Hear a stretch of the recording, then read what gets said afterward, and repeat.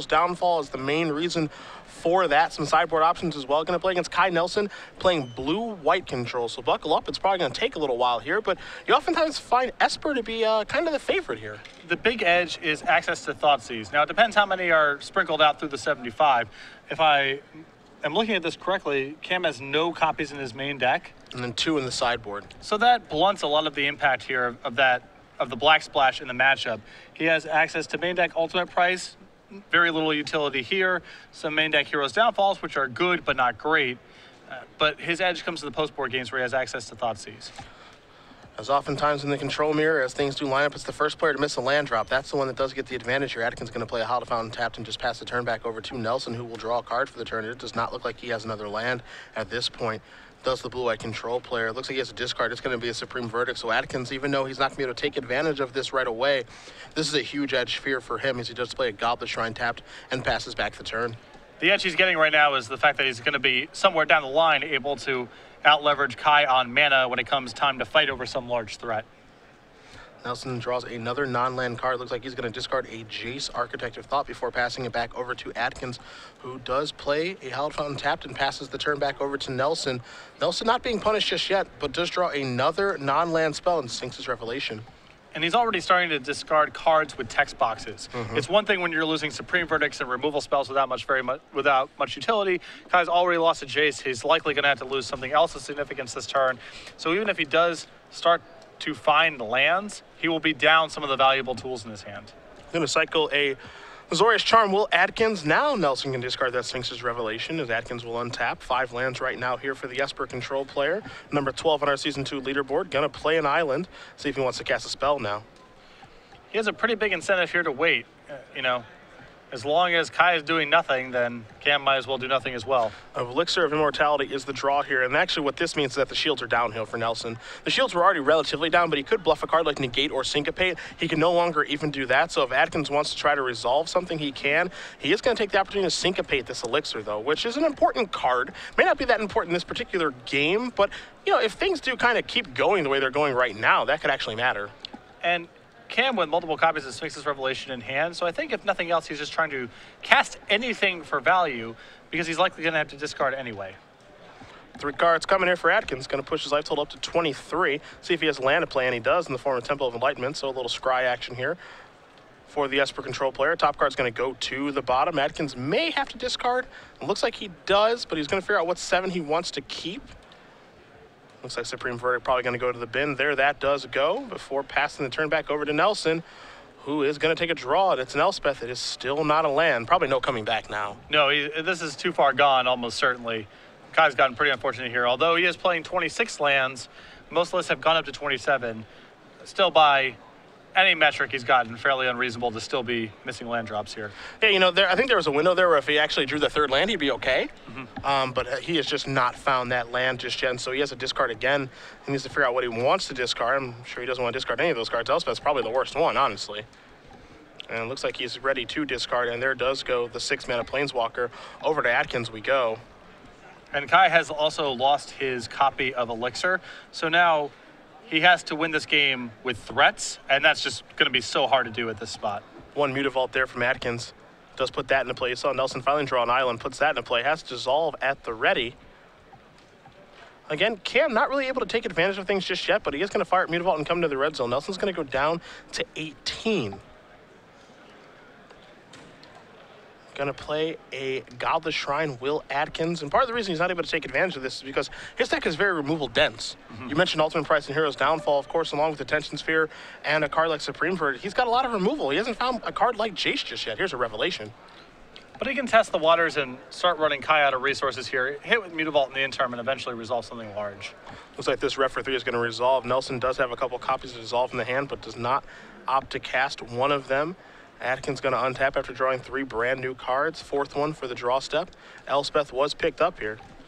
The problem is that if he counterspells here, it's so likely that Cam does something like plays a Planeswalker with counterspell backup and Kai just dies. So even though this Revelation for 3 is something Kai is not thrilled about, at this stage of the game, he really can't afford to fight over it too much.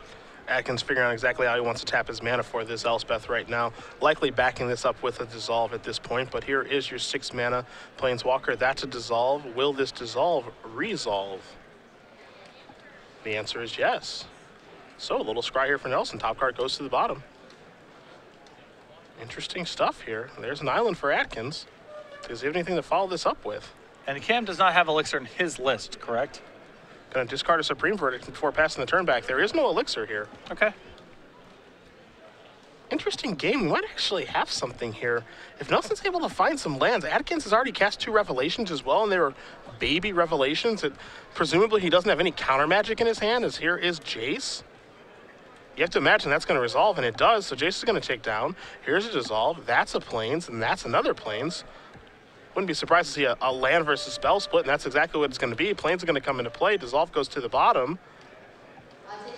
And now, yep, he's going to show an Aetherling. Okay. Adkins was sandbagging Aetherling for some time. Yeah. And Kai, very aware that he is dead and wants to save time to try to win the match in time, which is challenging to do. And so concedes even though he wouldn't be dead for a couple turns there. So we're going to take a look at the sideboards here. You've got Nelson's in front of you. He's just straight blue-white. What's he got?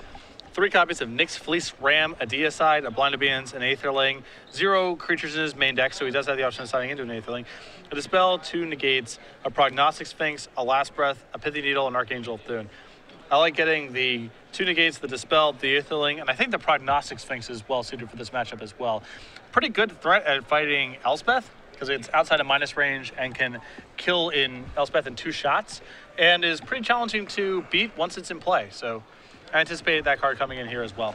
Take a look at the other side of things here for Adkins. Nyx Fleece Ram on his side as well. 2 copies of those, an Archangel of Thune, a Negate, a Gainsay, a Dimir Charm, 2 Sin Collectors, a Doomblade, 2 Thoughtseize, 3 Nightveil Specters, and a Deicide. A lot of cards to like here. Inspector times 3, Thoughtseize times 2, that's 5 cards. Sin Collector makes it 7, along with maybe a Dimir Charm, a Gainsay, and a Negate.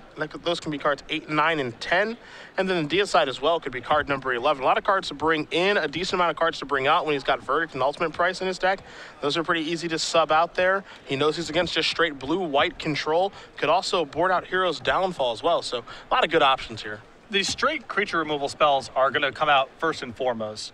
I think he's still going to want a couple copies of Hero's Downfall as it provides some utility against Planeswalkers. And it's not a totally dead card, but certainly the Doomblade Ultimate Price type of cards can easily be cut. And he gets substantial upgrades here. These are not small cards he's adding.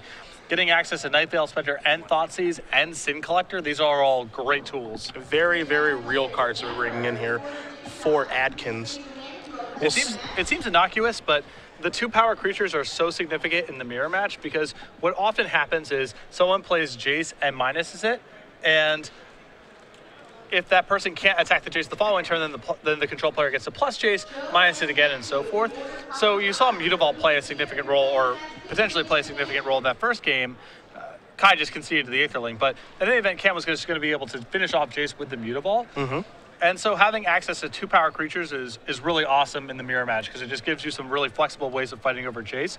So cards like Sin Collector and Nightveil Spectre are good on their own and line up very nicely against Jace in the way that card commonly plays out in mirror match scenarios. As both players use sideboard here, if you're just joining us, Cedric Phillips, Patrick Sullivan, Star City Games Open Series here in Knoxville, round 6 of 9. At SCG Live, hashtag SCGKNOX for your tweets all weekend long. We've had fun answering your questions over the course of our first 5 rounds. Looking for more for you guys as, again, it's week 2 of a brand new standard format. I'm sure a lot of questions are to be asked. We love new ideas, seeing new decks. I think it'll surprise you guys as well. One thing you don't know about this tournament, there are 2 Minotaur decks. Minotaur deck sitting at 4-1 right now. Yeah, Joe Lissette nearly was defeated by 1 in round 1. We had that feature match off camera, and that I believe was that pilot's only loss thus far. So who knows? We'll be looking out for those over the course of this week. I know Nick Miller's got a sharp eye on what's going on around the floor here of all 404 players. So there are definitely some players trying some new things, and I know Frank Scarin, a big fan of the Minotaur archetype in that limited format. If he could play Minotaurs in Constructed, oh baby. I mean, Minotaurs and Draft and Minotaurs and Standard, those are 2 very different things. No, not for Frank. It's the same thing. Give him the beatdowns. That's all he wants to do. Are there any reasonable 1-drops for that deck? Or does it really start at 2? Gnarled Scarhide is a 1-drop Minotaur. It's a Minotaur? It is a Minotaur. Ooh, Lally.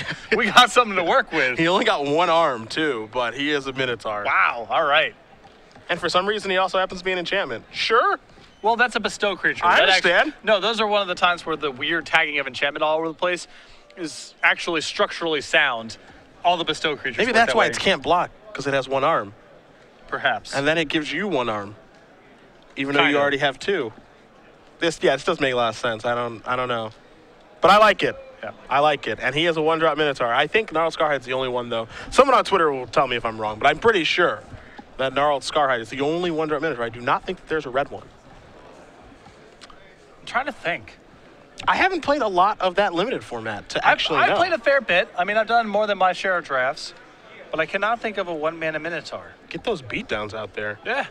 You got to start somewhere. Look, I want there to be a Minotaur deck just as much as the next person. Trust me. I don't know if that's true. There's some people that are really passionate about this. I regularly get asked on Twitter, like, what do you think of red-black Minotaurs in Standard? And my response is generally, I don't know what that means. You know? Yeah. But maybe there's something there. I hope there is. Temple of Enlightenment going to start things off here for Nelson. Both players keeping their 7. We're underway in game number 2, a Temple of Deceit for Adkins. We saw in game number 1, Nelson was the first one to miss land drops, and he missed many of them. That'll cause you to lose a control mirror, but it looks like he's doing pretty well here. A couple of scry lands to get things started. What are your thoughts on orange-yellow orangutans? Like, well, that's not a Magic deck, so I don't have much insight to provide. But they're a pretty good team in Legend of the Hidden Temple, though. I will tell you that. That's true. The orange orangutans are tough. They're a tough out. An island before passing the turn back over to Nelson. Adkins going to draw his card for the turn. There are no silver snakes, but who is? Right. No one beats the silver snakes. A Goblet Shrine going to come and play untapped here. Maybe it's time to perhaps collect a few Sins or a Nightveil Spectre. That one's worth answering. You see a Dissolve in Nelson's hand. I would cast that. Got to get Nightveil Spectre off of the table. Dissolve will do that and allow Nelson to scry. So on the surface, this is a good exchange for Kai, but in reality, these kind of exchanges are pretty tough since there's only so many counterspells to go around, and they need to fight all sorts of stuff. Jace is taken down. Temple of Enlightenment along with a Dissolve and an Island are the cards turned over for Nelson. We'll see what the split's going to be. It looks like it's going to be counterspell versus lands, and we'll see what Nelson does want to take. You know, the 1-2 punch a Dissolve into a Jace is a pretty nice sequence there from Nelson, but it also does open the door here from Adkins, to do something powerful. Well, it's unlikely that he can resolve anything any more powerful than, say, his own Jace. Mm-hmm. It looks like Kai has gone to Archangel of Thune. Now, on the surface, that looks very odd.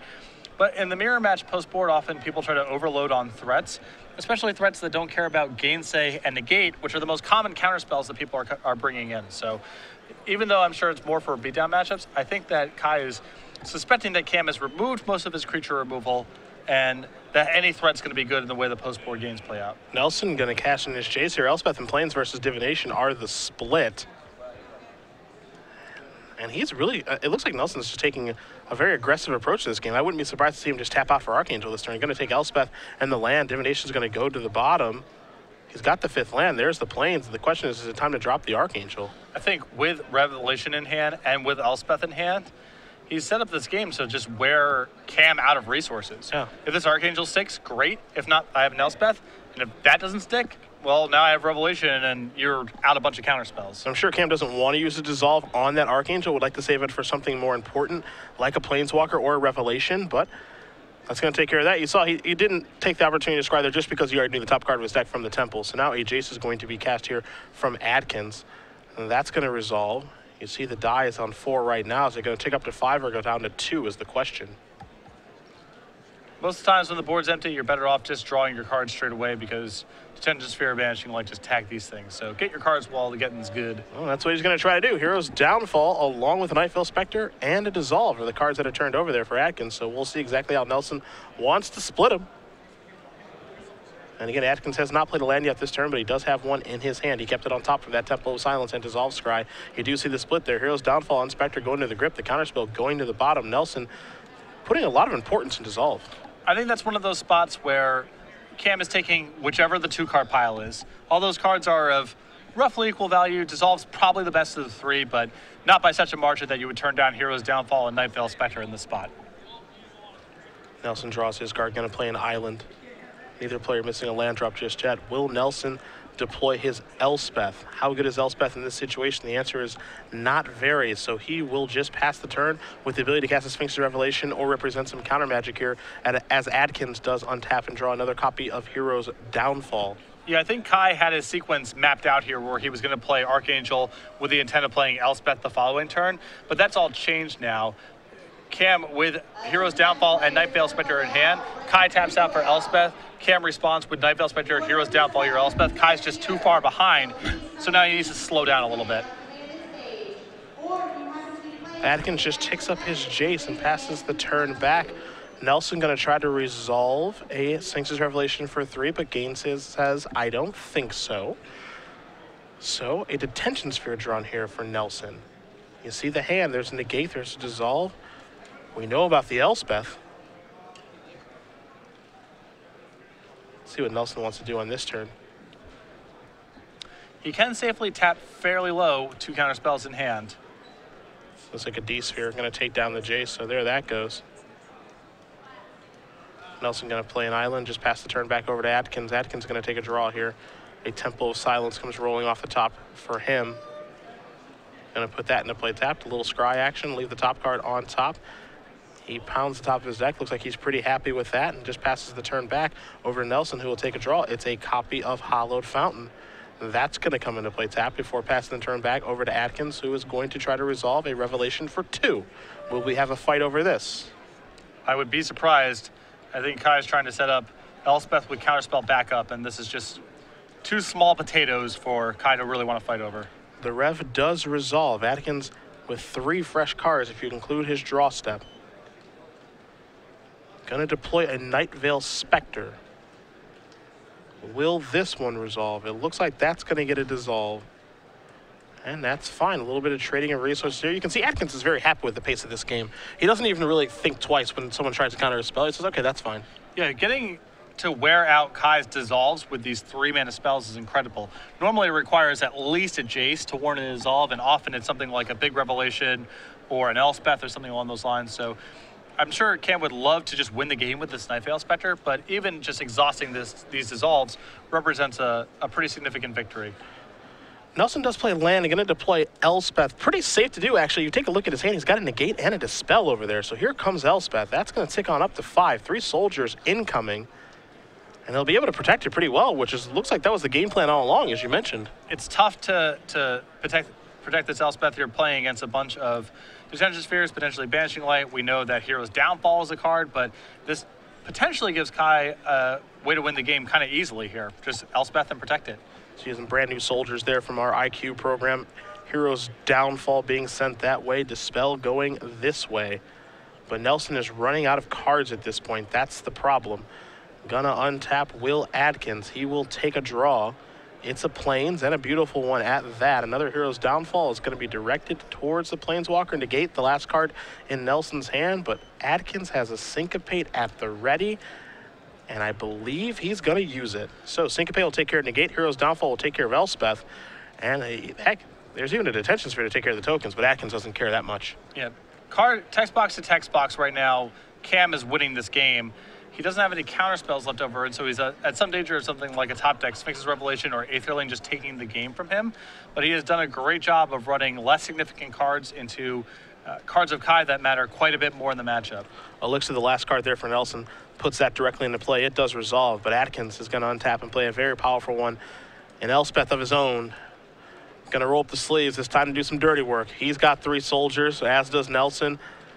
Adkins going to play a Temple of Enlightenment, a little scry action here. Going to leave that card on top before passing the turn back over to Kai.